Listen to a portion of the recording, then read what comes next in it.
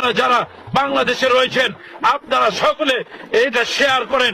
আপনারা মনে রাখবেন আমরা ইতিমধ্যেই আন্তর্জাতিক আদালতে যেটা জানিয়েছি সেটা হচ্ছে ডক্টর মোহাম্মদ ইউনূস তিনি আমেরিকার নাগরিক এবং আমেরিকার নাগরিক হয়ে তিনি অন্য কোন দেশের হেড হতে পারেন না যতক্ষণ পর্যন্ত তিনি তার নাগরিকত্ব বাদ না দেন।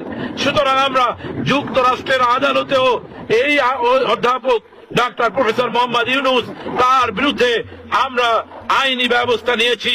তিনি এসপিওনেজ বলা হয় এটাকে, স্পাই বাংলায় আপনারা জানেন যেটাকে আমরা বলি যে গুপ্তচর, তাকে আমরা গুপ্তচর মামলা দিয়েছি। এই গুপ্তচর মামলায় অবশ্যই ডক্টর প্রফেসর মোহাম্মদ ইউনূস তার বিরুদ্ধে অ্যাকশন হবে।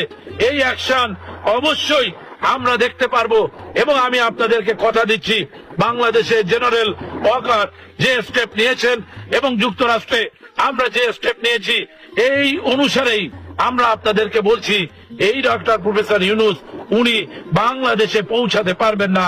এবং এটা আপনারা মনে রাখবেন যে উনি যে ঘটনা ঘটিয়েছেন যুক্তরাষ্ট্রের একজন নাগরিক হয়ে তিনি কখনোই অন্য কোন দেশের তিনি হেড একটা অবস্থান নিতে পারেন না। সুতরাং জাতিসংঘের মাঝে উনি যেটা করছেন এটা নিতান্তই আনএক্সপেক্টেড এবং এখানে উনি এটা করতে পারবেন না, যে কারণে আমরা স্পষ্ট জানিয়েছি উনার যে অবস্থান এটা থেকে আমরা অতি শীঘ্রই উনাকে করা হবে এবং বাংলাদেশের যে কমিউনিটি রয়েছে এখানে আমরা তাকে বয়কট ঘোষণা করেছি। সুতরাং বন্ধুরা আপনারা যারা রয়েছেন আপনারা অবশ্যই এই ভিডিও শেয়ার করবেন, কমেন্ট করবেন, এটাকে লাইক করবেন এবং প্রচারণা করবেন। আমরা ইতিমধ্যেই যুক্তরাষ্ট্র সহ যুক্ত যে জাতিসংঘ রয়েছে সকল স্টেজেই আমরা প্রফেসর ইউনূসের মুখোশকে